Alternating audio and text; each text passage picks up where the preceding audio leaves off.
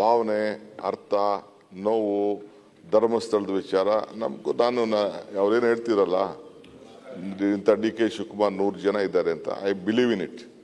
ಮಾತು ಬಿಡದ ಮಂಜುನಾಥ, ಕಾಸು ಬಿಡದ ತಿಮ್ಮಪ್ಪ. ಅದ್ರಲ್ಲಿ ನಂಗೆ ನಂಬಿಕೆ ಇರೋನು. ಆ ಧರ್ಮಸ್ಥಳದ ಬಗ್ಗೆನೂ ನಂಬಿಕೆ ಇರೋನು, ಆ ದೇವಸ್ಥಾನ ಬಗ್ಗೆ ನಂಬಿಕೆ ಇರೋನು, ಧರ್ಮಾಧಿಕಾರಿ ಬಗ್ಗೆ ನಂಬಿಕೆ ಇರೋನು. ಅವರ ಆಚಾರ ವಿಚಾರ ಎಲ್ಲ ಕೂಡ ನಮಗೂ ಅರಿವಿದೆ, ನಮಗೂ ಗೊತ್ತಿದೆ. ಬಟ್ ಪರಿಸ್ಥಿತಿ ಏನಿದೆ ಅಂತ ಹೋಮ್ ಮಿನಿಸ್ಟರ್ ಹೇಳ್ತಾರೆ. ನಾನು because is the home minister, he has gone very deeply. We know this subject. But what made us happen? ಯಾಕೆ ಇದಾಯ್ತು? ನಿಮ್ಗಿನ್ನ ಜಾಸ್ತಿ ಇಲ್ಲಿ ನಾವು ಮಾತಾಡೋ 4 ಜನ ಅಲ್ಲ, ಲಕ್ಷಾಂತರ ಜನ ಭಕ್ತಾದಿಗಳು ಇವತ್ತು ಇಡೀ ದೇಶದಲ್ಲೇ ಎಲ್ಲೂ ಅನ್ನದಾಸೋಹ ಪ್ರಾರಂಭ ಮಾಡದೇ ಇದ್ದಾಗ ಅಲ್ಲಿ ಒಂದು ಪರಂಪರೆ ಪ್ರಾರಂಭ ಮಾಡಿದ್ದು ಕೂಡ ನಮಗೆ ಅರಿವಿದೆ. ಯಾಕೆ ಹಿಂಗೆ ಆಗ್ತಾ ಇದೆ ಅಂತ ಕೂಡ ನೀವು don't link it to a political angle.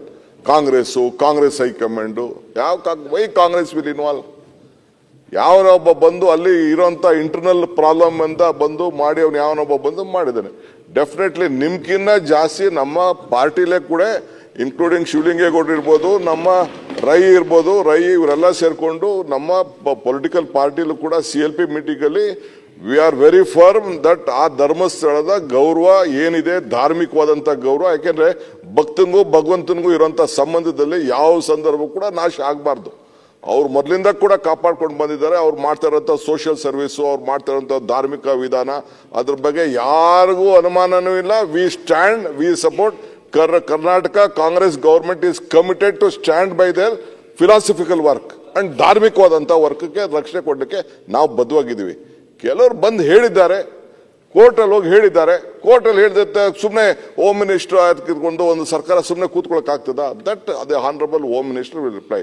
I am telling you still now we know ಧರ್ಮಸ್ಥಳದ ವೀರೇಂದ್ರ ಹೆಗ್ಗಡೆ ಅವರಾಗಲಿ, ಅವರ ಪರಂಪರೆ ಆಗಲಿ, ಆ ದೇವಸ್ಥಾನ ಆಗಲಿ, ಅವ್ರ ಧಾರ್ಮಿಕ ವಿಚಾರ ಆಗಲಿ, ಧರ್ಮ ಆಗಲಿ, ಅದ್ರ ಬಗ್ಗೆ ನಮಗೂ ನಿಮ್ಗೆ ಎಷ್ಟು ಕಾಳಜಿ ಇದೆ ಅದಕ್ಕಿಂತ ಒಂದು ರೌಂಡ್ ಜಾಸ್ತಿನೇ ಇದೆ.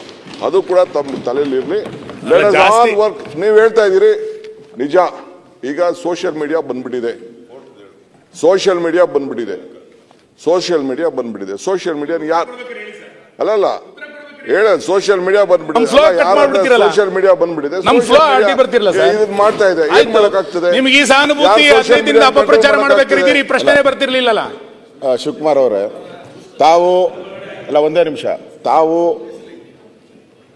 ಬಹಳ ರೋಷಾವೇಶದಿಂದ ಹೇಳಿದ್ದೀರಾ. ರೋಷ ಇಲ್ಲಪ್ಪ, ದ್ವೇಷದಿಂದನೂ ಹೇಳಿದ್ದೀರಾ. ದ್ವೇಷ ಇಲ್ಲ, ಬಹಳ ನಮ್ರತೆಯಿಂದ ಮಾತಾಡ್ತಾ ಇದ್ದೀರಾ. ಬಹಳ ಖಡಕ್ಕಾಗಿ ಹೇಳಿದ್ದೀರಾ. ರೋಷ ಬೇಡ, ಖಡಕ್. So my stand on Dharmasthala, my stand on Manjunatha, my belief on Manjunatha. Shivakumar English ಅಲ್ಲಿ ಒಂದು ಸೆಂಟೆನ್ಸ್ ಇದೆ, proof of pudding is in eating ಅಂತ.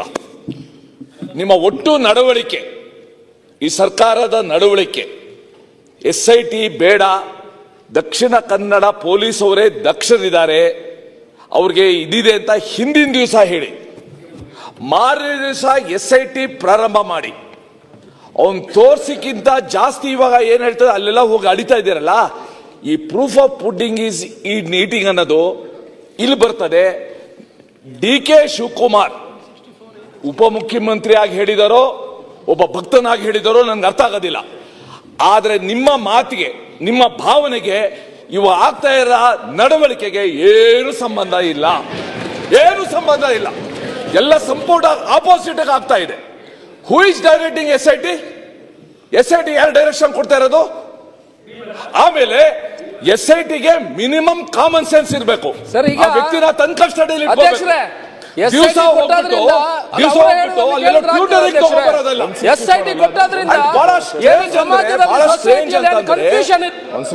ಒಬ್ಬ ವಕೀಲರು SIT ಮಾಡುವಂತ ಹೇಳಿದ್ರು 164 ಅಲ್ಲಿ. ಅಲ್ಲ ಆಯ್ತು ಅಧ್ಯಕ್ಷರೇ, ಸುರೇಶ್ ಕುಮಾರ್ ಒಂದು ನಿಮಿಷ. ಅಲ್ಲ ಶಿವಕುಮಾರ್ ನೋಡಿ, ಈಗ ಎಲ್ಲ ಚರ್ಚೆ ಆಗ್ತದೆ, ಇವರ ಬಗ್ಗೆ ಮುಗಿಸಿದ್ರೆ ಸುನಿಲ್ ಕುಮಾರ್ ಮುಗಿಸಿ ಮಾತಾಡಿ, ನಿಮ್ಮೆಲ್ಲ ಅವಕಾಶ ಕೊಡುವ. ನೆನ್ನೆ ಇಷ್ಟು ಪ್ರಚೋದನಕಾರಿ ಭಾಷಣ ಮಾಡಿದ್ದೇನೆ. You should have nabbed it. ನೀವು ಹೇಟ್ ಸ್ಪೀಚ್ ಬಗ್ಗೆ ಒಂದು ಲೆಜಿಸ್ಲೇಷನ್ ತರಬೇಕು ಅಂತ ಇದ್ದೀರಾ. ಅದಕ್ಕೆ ಫಸ್ಟ್ ಕೇಸ್ ಅದು ಆಗ್ಬೇಕಾಯಿತು.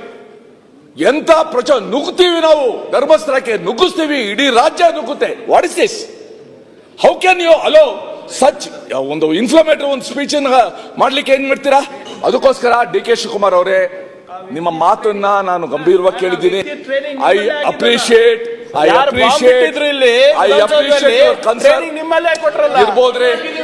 ಇರ್ಬೋದು ಸಿದ್ದರಾಮಯ್ಯ ಹಾಗಿರ್ತದೆ, ಏನು ಮಾಡಕ್ಕಾಗಲ್ಲ. I appreciate your concern. I appreciate your faith.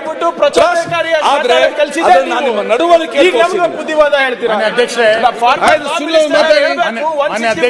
ಒಬ್ರು ಸ್ಟೇಟ್ಮೆಂಟ್ ಕೊಟ್ಟಾಗ ಏನಾಗ್ಬೇಕು ಅದನ್ನು ಹೇಳಿ. ಮನೆ ಅಧ್ಯಕ್ಷರೇ, ಬಾಂಬ್ ಬಿಟ್ಟವರಿಗೆಲ್ಲ ಸದಸ್ಯತ್ವ ಕೊಟ್ಬಿಟ್ಟು ಟ್ರೈನಿಂಗ್ ಕೊಟ್ಬಿಟ್ಟು ನಮ್ಮೇಲೆ ಆಗ್ತಾರೆ. ಡಿ ಕೆ ಶಿವಕುಮಾರ್ ಅವರು ಮಾನ್ಯ ಉಪಮುಖ್ಯಮಂತ್ರಿಗಳು ಇವತ್ತು ಸಾಂದರ್ಭಿಕವಾಗಿ ಬಂದು ಮಾತಾಡಿದ್ದಾರೆ. ನಿಮಗೆ ಕಳಕಳಿ ಇಲ್ಲ ಅಂತ ನಾನು ಹೇಳಲೇ ಇಲ್ಲ.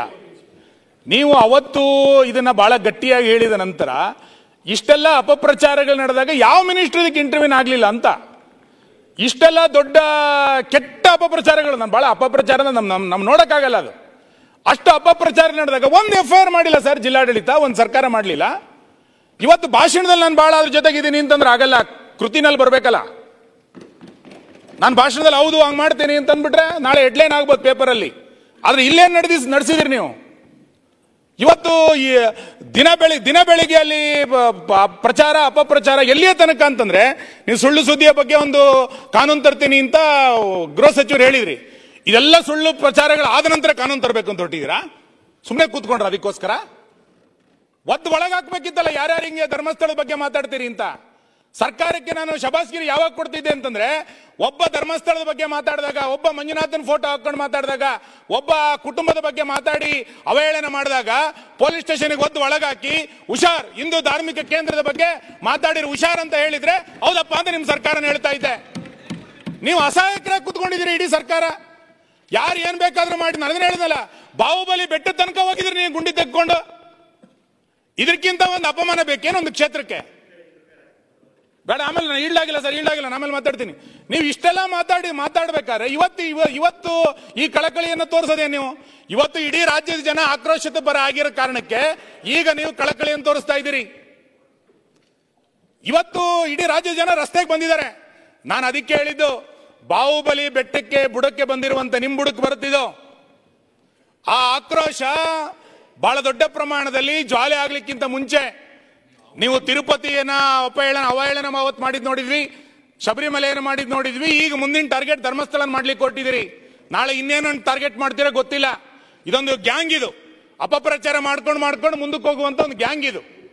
ನೀವು ಇದನ್ನ ಈ ಟೂಲ್ ಕಿಟ್ ಅನ್ನ ಇವತ್ತು ನಿಲ್ಲಿಸ್ತಿಲ್ಲ ಅಂತಾದ್ರೆ, ಮಾನ್ಯ ಗೃಹ ಸಚಿವರು ಉತ್ತರದಲ್ಲಿ SIT ತನಿಖೆಯ ಮಧ್ಯಂತರ ವರದಿ ಏನಾಯ್ತು ಅಂತ ಹೇಳಿ, ಈ ತನಿಖೆಯನ್ನ ಎಲ್ಲಿಯ ತನಕ ನಡೆಸ್ತೀರಿ ಅಂತ ಹೇಳಿ, ಇನ್ನೆಷ್ಟು ಗುಂಡಿಯಾಗಿ ಕೊಟ್ಟಿದ್ದೀರಿ ಅನ್ನೋದನ್ನ ಸ್ಪಷ್ಟ ಮಾಡ್ತಾ, ಈ ರೀತಿ ಹಿಂದೂ ಧಾರ್ಮಿಕತೆಯ ಬಗ್ಗೆ ಯಾರು ಅವಹೇಳನ ಮಾಡಿದ್ರೆ ಈ ಸರ್ಕಾರ ಸಹಿಸೋದಿಲ್ಲ ಅನ್ನುವಂತ ಒಂದು ಸಂದೇಶ ಕೊಡಿ. ಬರೀ ಹಿಂದೂ ಕಾರ್ಯಕರ್ತರ ಮೇಲೆ FIR ಹಾಕೊಂಡು ಪೌರುಷ ತೋರಿಸೋದಲ್ಲ ನಿಮ್ದು. ಈ ತರದವರಿಗೂ ಸ್ವಲ್ಪ ತೋರಿಸಿ ಏನು ಅಂತ. ಹಾಗಾಗಿ ನಿಮ್ ಜೊತೆಲಿರುವಂತ ಗುಂಪು ಏನು ಅಂತಂದ್ರೆ, ಮೊನ್ನೆ ಜ್ಞಾನೇಂದ್ರ ಹೇಳಿದ್ರು, ಕಾಡಲ್ಲಿರೋ ನಕ್ಸಲರನ್ನೆಲ್ಲ ಶರಣಾಗತಿ ಮಾಡಿ ನಗರಕ್ಕೆ ತಂದು ಬಿಟ್ಬಿಟ್ರಿ. ಅವರೆಲ್ಲ ಇವತ್ತು ಇದ್ರಲ್ಲಿ ಓಡಾಡ್ತಿದ್ದಾರೆ. ನಗರ ನಕ್ಸಲರೆಲ್ಲ ಓಡಾಡಕ್ ಶುರು ಮಾಡಿದ್ದಾರೆ. ಇವತ್ತು ಇನ್ನೊಂದು ತಂದ್ಬಿಟ್ಟಿದ್ದು, ನೀವೇ ತಂದ್ಬಿಟ್ಟಿದ್ದು. ಇನ್ಯಾರು ತಂದ್ಬಿಟ್ಟಿದ್ದು? ನಿಮ್ಮ ಸರ್ಕಾರ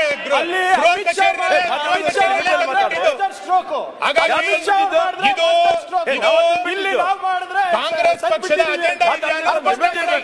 ಯಾಕೆಂದ್ರೆ ಈಗ ಅಧ್ಯಕ್ಷರೇ, ಯಾರು ಇದರ ಅಧಿಕಾರಿಗಳಿದ್ದಾರೆ, ಇದರ ಹಿಂದೆ ಯಾರು ತಡೆಯ ಮರೆಯಲ್ಲಿ ಇದರಿಂದ ಕೆಲಸ ಮಾಡಿದ್ದಾರೆ, ಇದರ ಹಿಂದೆ ಇರುವಂತಹ ಯಾವ ಸಂಘಟನೆಗಳಿದೆ, ಇದರ ಹಿಂದೆ ಯಾವ ಹಣಕಾಸು ನೆರವನ್ನು ಕೊಟ್ಟಿದ್ದಾರೆ, ಇದೆಲ್ಲದರ ಬಗ್ಗೆಯೂ ಕೂಡ ತನಿಖೆ ಆಗಬೇಕು. ಇದು ಹೊರಗೆ ಬರಬೇಕು.